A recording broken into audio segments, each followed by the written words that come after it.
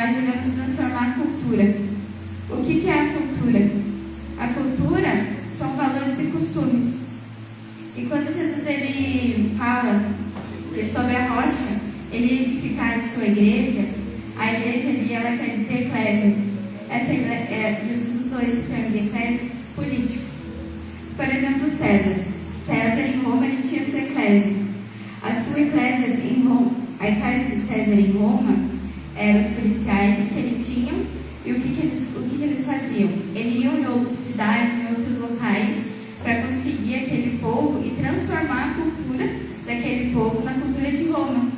Então, para César, ele ganhar nunca foi gratificante matar as pessoas, e sim transformar a cultura das pessoas, fazer que as pessoas vivam de forma que Roma vive. E é isso que Jesus quer fazer com a gente. Ele quer utilizar a gente numa missão para transformar a cultura do mundo. O mundo ele precisa conhecer a cultura dos céus. Quando Jesus ele veio para incutir a cultura do reino dos céus, ele dá uma chave para a gente, que é a autoridade. Essa autoridade ela é a nossa. Ele dá a representabilidade dele aqui na terra. Por exemplo, quando nós oramos que seja feito em nome do Senhor Jesus, a gente está fazendo a nossa representatividade do que Jesus é. Ele dá as chaves do reino, do que é ligado nos céus e é o que é desligado na terra. Então a gente tem essa autoridade para transformar aqui o mundo. Em João 3, eu vou estar lendo para os irmãos. Quando Nicodemos vai até Jesus, João 3, capítulo 1. E havia entre os fariseus um homem chamado Nicodemos, príncipe dos judeus. Esse foi ter de noite com Jesus e disse-lhe: Rabi, bem sabemos que é mestre, vindo de Deus, porque ninguém pode fazer esses sinais que tu fazes, se Deus não for com ele. Jesus respondeu e disse: na verdade te digo, que aquele que não nascer de novo não pode ver o reino de Deus. Então aqui a gente entende que a nossa missão, ela começa a partir do momento que a gente aceita Cristo. Que a partir do momento da nossa salvação, ela não é o fim. A nossa salvação, ela é o ponto de partida. Qual seria o nosso sentido de estar na terra? Que todo mundo aqui crê que o céu é melhor que a terra. Então, se eu fosse salva, e eu acredito que todos acreditam, se a gente não tivesse uma missão aqui na terra depois de salvo, seria muito fácil nós pedir para Jesus nos tirar da terra e morar com eles no céu. Então, a gente já tem como salvos um lugar garantido na terra. Então, a gente tem que vir agora com a nossa missão e transformar a cultura, transformar a realidade das pessoas, pregar e expandir o reino dos céus junto com Jesus, que é o que Jesus veio fazer. Adão, quando ele pecou, ele se afastou de Deus. Então Jesus, quando ele veio para expandir o reino dos céus aqui na terra. Então a gente, como filho de Deus, a gente tem como coparticipação, junto com Jesus, a nossa missão de expandir o reino na terra. E o entendimento da nossa missão, ele está na grande comissão. O que é a grande comissão? Mateus 28 diz que é ir e fazer discípulos. Então, às vezes eu pensava assim: Deus, como é que eu vou pregar? Porque eu não tenho sabido. Inclusive, eu perguntei uma vez para o Marvel como é que eu vou. Não sei, eu não imagino como é que é subir no altar e falar o que o Espírito Santo está falando, está mandando. Hoje, eu entendo que não sou eu que faço. Porque se fosse eu pela minha escolha, eu não estaria aqui. Então, o que eu aprendi? Que muitas das vezes a gente vai começar com aquilo que a gente tem nas mãos.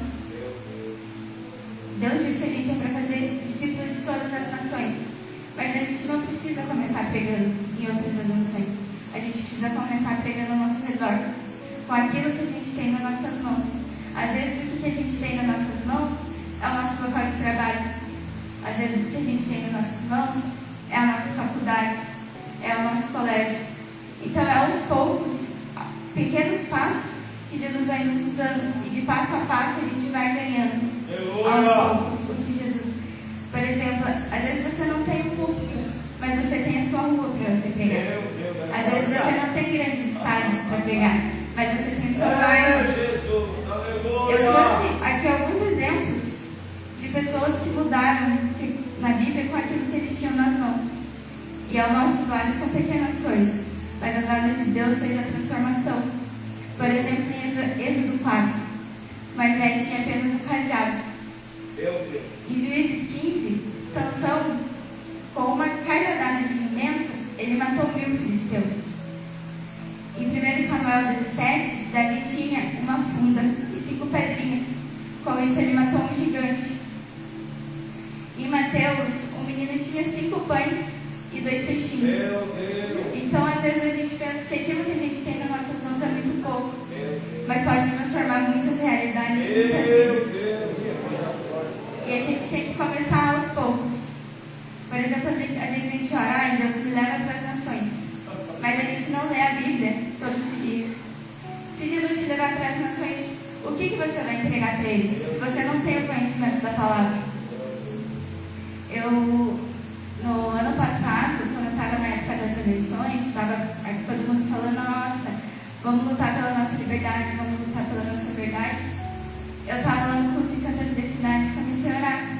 Eu vi que aquele dia não tinha muito pouca gente na igreja e eu pensei, nossa Deus, se realmente vinha essa perseguição que muitos falam, o que será desses cristãos que mesmo com toda essa liberdade, eles não estão vindo, não estão fazendo a parte deles?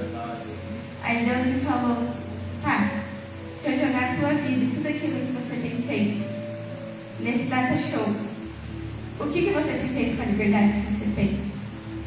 Naquele momento eu me senti uma hipócrita, porque eu pensei, às vezes a gente pensa, a pessoa não vem no culto, mas às vezes a gente está no culto e não está fazendo aquilo que Deus tem, porque às vezes Deus tem muito mais pra gente do que a gente imagina. E uma coisa que eu aprendi, que eu estava ouvindo uma pregação, que antes da gente fazer, a gente precisa ser. Então ali eu entendi, inclusive nesse ano eu não coloquei nenhuma meta na minha vida. A única meta que eu coloquei é ler a Bíblia completa. Porque a gente lê a Bíblia, às vezes lê um pouquinho aqui, lê um pouquinho ali, lê um pouquinho lá, mas não pega ela de Gênesis, Apocalipse, para ler ela completa. Então essa é a única meta que eu coloquei na minha vida para esse ano. Que as demais coisas Deus vai acrescentar. Então eu vou buscar primeiro o reino dos céus. E outra coisa que eu também tive uma experiência com Deus, o diabo, ele sempre vai tentar distorcer e contradizer o que Deus disse que você é. No jardim do Éden, a serpente ela chegou para Adão e para Eva e falou que se ela comer daquele fruto, ela vai ter o conhecimento do bem e do mal e ela será que nem Deus. Ali a serpente ela foi direto na identidade. Então a gente tem que tomar cuidado com aquilo que o diabo tenta colocar na gente e ele vai sempre tentar distorcer o que Deus falou, o que Jesus e Deus falou pra gente. E uma coisa que eu também, com tudo isso, a gente tem muitas vezes tentar ser aquilo que os outros querem que a gente seja. Mas a gente nunca vai ser aquilo que os outros querem que a gente seja, porque a gente nunca vai conseguir suprir a expectativa das pessoas. E a gente também nunca vai conseguir ser o que a gente quer ser. Porque a gente sempre vai tentar ser perfeito e a gente não é perfeito, a gente é ser humano. A gente é o que a Bíblia diz que a gente é. E quem a gente é uma das coisas principais da nossa vida. Então o diabo ele tem lutado diariamente na nossa identidade. Quando eu casei, uns 2 meses depois que eu casei, eu descobri que eu tinha uma enfermidade. E das etapas para tratamento era eu passar pelo psicólogo, fazer terapia. Na primeira consulta que eu tive com ela, ela falou para mim, na próxima consulta você me traz suas qualidades. Eu saí de lá e descobri que eu não sabia quem eu era, porque eu não sabia responder aquela pergunta. Para mim foi difícil, tive que buscar muito, não realmente. Aí eu perguntei para minha mãe e minha mãe não quis me falar, perguntei para meu marido, ele não, você vai ter que descobrir isso sozinha. Então ali eu comecei a buscar, inclusive a irmã Elaine Grandini, que pregou aqui semana passada, Deus usou ela para falar comigo sobre isso. Que às vezes a gente tenta ser perfeito, mas a gente nunca vai conseguir chegar na perfeição. E que a gente tem que entender que a gente é um filho amado. Ali eu entendi que eu era um filho amado. E quando eu descobri que eu tinha essa enfermidade, eu perguntava para Deus, por que eu estou passando por isso? Eu sempre tentei buscar ser aquilo que o Senhor disse, aquilo que o Senhor quer que a gente seja. Sempre tentei fazer conforme o que a palavra diz. Aí eu entendi que lá em João, quando Jesus ele é batizado, após isso, quem leva ele para o deserto é o próprio Espírito Santo. O porquê que o Espírito Santo leva Jesus para o deserto? Porque ele vai ser para fortalecer a identidade dele. Porque antes dele ir para o deserto, Jesus disse para ele: você é meu filho amado, ao qual eu tenho prazer. Após ele ir para o deserto, todas as vezes que o diabo vinha tentar ele falava: se você é filho amado, faça isso. Se você é filho amado, faça aquilo. Aqui eu aprendi que eu não preciso provar para ninguém que eu sou filho amado. Que eu tenho que às vezes eu não vou sentir. As pessoas também não vão ver, às vezes, o que está acontecendo na nossa vida. E a gente vai pensar: nossa, eu não sinto que eu sou um filho amado. Mas aí é que entra a fé. Porque a fé, a gente não é aquilo que a gente sente, não é aquilo que a gente vê, é aquilo que a gente sabe. E a metanoia. Então a gente, às vezes, tem uma vida que a gente não vive como um filho amado. Mas não é porque a gente não sabe que a gente é filho amado, a gente sabe. Mas a nossa mente precisa ser renovada como um filho amado e não como uma criatura. João, quando ele foi batizar Jesus, quando ele foi se batizar, ele ainda não era conhecido pelos dons que ele tinha. Então, quando João foi batizar Jesus, João ele declara que ele precisava ser batizado por Jesus e não ele está sendo batizando Jesus. Ali, João ele demonstra que ele sabia quem ele era e ele sabia quem Jesus era. Então a nossa identidade ela tem que estar formada em quem Jesus é, quem Jesus dita que a gente é. No meio dessa terapia que eu também tive, eu descobri que por muito tempo eu carreguei a culpa. Que às vezes uma pessoa me olhava torto, eu achava que eu era culpada. Às vezes eu fazia bobeiras. Por exemplo, derrubei uma caneta. Eu achava que eu era culpada. E por mais que eu fui fazendo o tratamento, por mais que eu fui descobrindo os traumas que a gente tem, né, que todo mundo tem, eu estava perguntando para Deus, tudo bem, eu tenho esses meus traumas, mas essa culpa que parece que a minha vida inteira rodeou através dessa culpa, por que eu sinto tanta culpa assim? Não é só por causa dos meus traumas, porque eles são pequenos perto da culpa que eu sinto.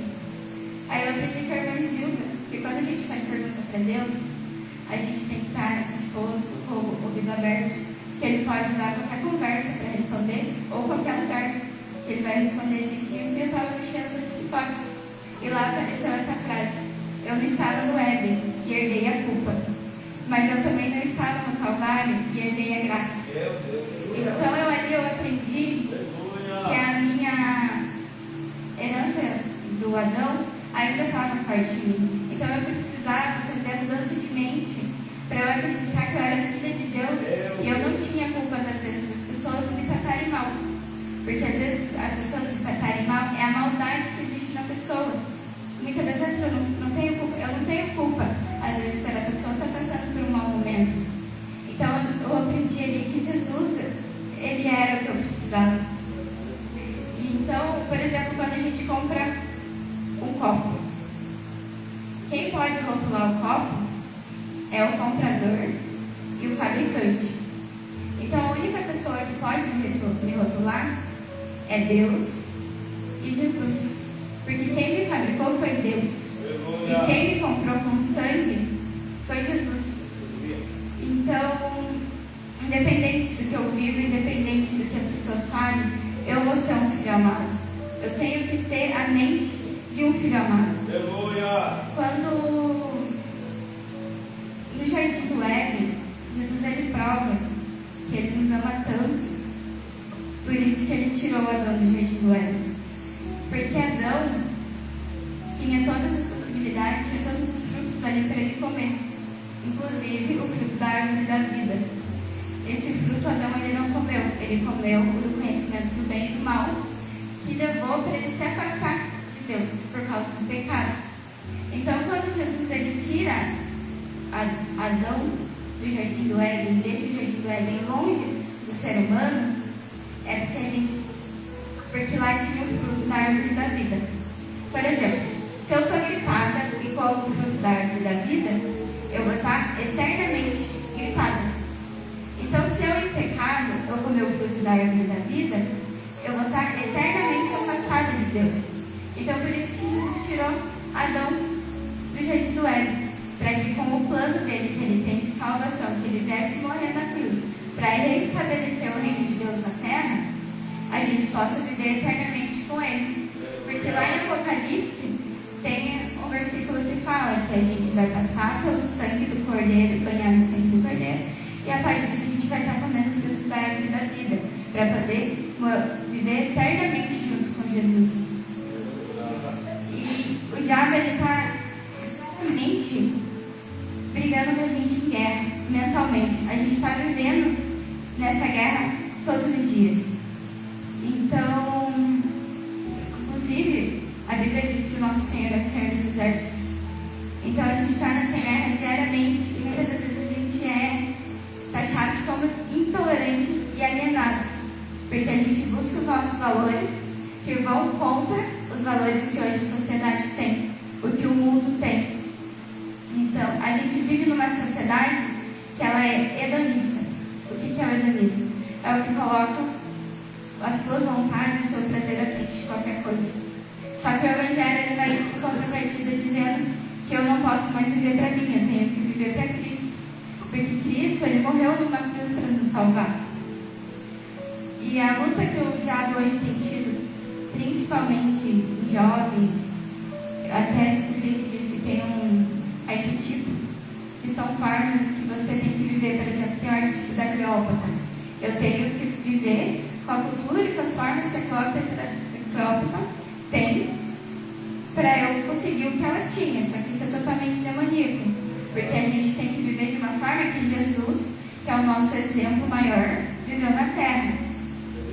Outra coisa que vai de encontro hoje em dia é a ideologia de gênero.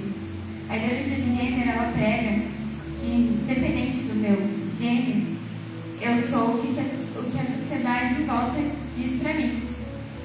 Por exemplo, se eu me sinto mulher hoje, eu sou um homem, eu me sinto mulher, eu vou ser mulher hoje. E o perigo disso é que eu posso ser qualquer coisa. Então, por exemplo, aqui está um copo d'água. A ideologia de gênero vai falar que isso daqui é um brigadeiro.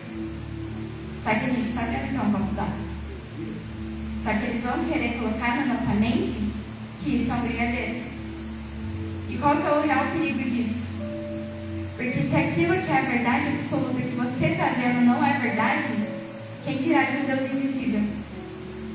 Então, eles querem falar assim, porque se a Bíblia, que a gente crê na Bíblia pela fé, então se o que eu estou vendo não é verdade, a Bíblia que eu não vejo é totalmente mentira. Tem um exemplo de um rapaz que ele tinha, se não me engano, 57 anos, é da América do Norte. Ele largou família, largou 7 filhos e foi viver como uma menina de 6 anos. E ainda foi adotado por uma família para a família criar aquela criança, menina de 6 anos. Aí eu te pergunto, se esse rapaz, esse homem, que se diz ter 6 anos e vive como uma menina de 6 anos, abusar sexualmente de outra criança, vai ser abuso? Então é isso que eles querem distorcer.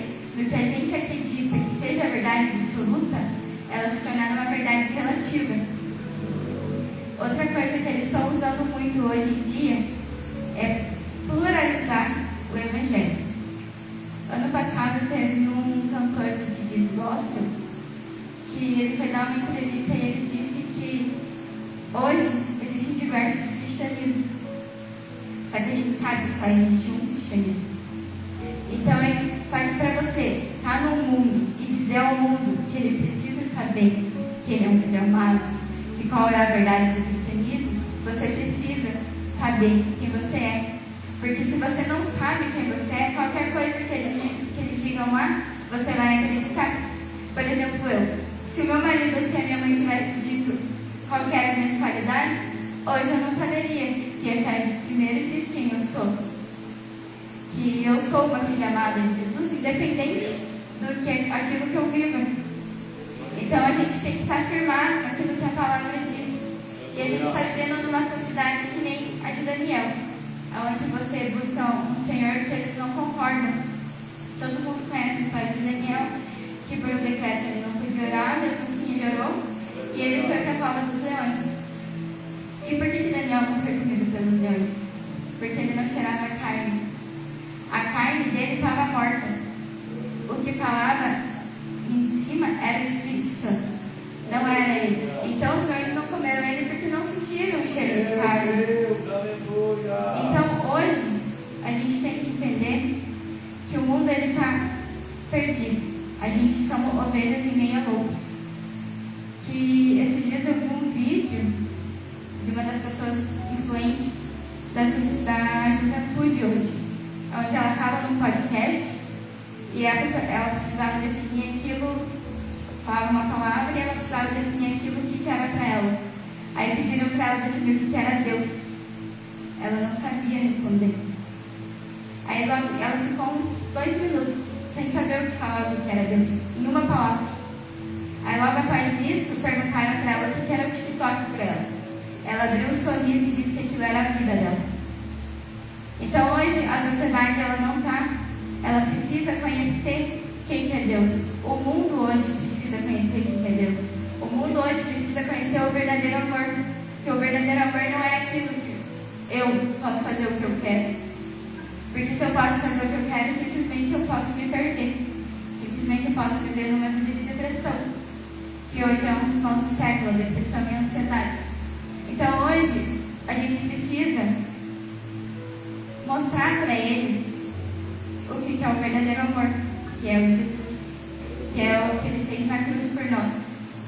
E como eles terão o amor de Deus se eles não conhecerem? E como eles conhecerão, como eles ouvirão se eu e você não falarmos? Às vezes a gente tem medo de falar porque a gente vai ser deixado de lado. Mas o nosso próprio Jesus, ele não foi para a cruz por qualquer coisa. Ele foi para a cruz porque a sociedade não aceitou a verdade que ele pregava. Então, se ele, que é Jesus, não aceitar, quem dirá nós? A gente não precisa se preocupar com o que o outro vai pensar ou com o que o outro vai dizer. A gente precisa se preocupar e expandir o reino dos céus para o mundo, para ele conhecer o reino dos céus através do amor e com a mentalidade de filho amado. Então, anunciar o Evangelho e levar as boas novas é a nossa missão diária. Eu gostaria de pedir que os irmãos se colocassem em pé. Glória! Que aqui o Palácio mesmo, ele abriu a Bíblia e falou que Jesus é o caminho, a verdade e a vida. Então, não é difícil. É dolorido às vezes, mas difícil não é. Porque a gente só tem um Deus. A gente só tem um caminho. A gente só tem uma verdade. E a gente só tem uma vida. Sabe? A vida, em Salmos, ela fala que a vida ela é como uma sombra, que ela passa rápido. Então, o homem foi ordenado ter uma vez só. Vindo após disso, o juízo. Então, a gente tem que entender e precisa pregar ao mundo, que o mundo precisa saber, que a gente é filho amado. Que a nossa identidade hoje é, porque se a gente não sabe o que a gente somos, qualquer coisa que um ou outro fale, a gente vai acreditar. Então, a gente precisa viver como se Cristo tivesse morrido ontem, ressuscitado hoje e fosse voltar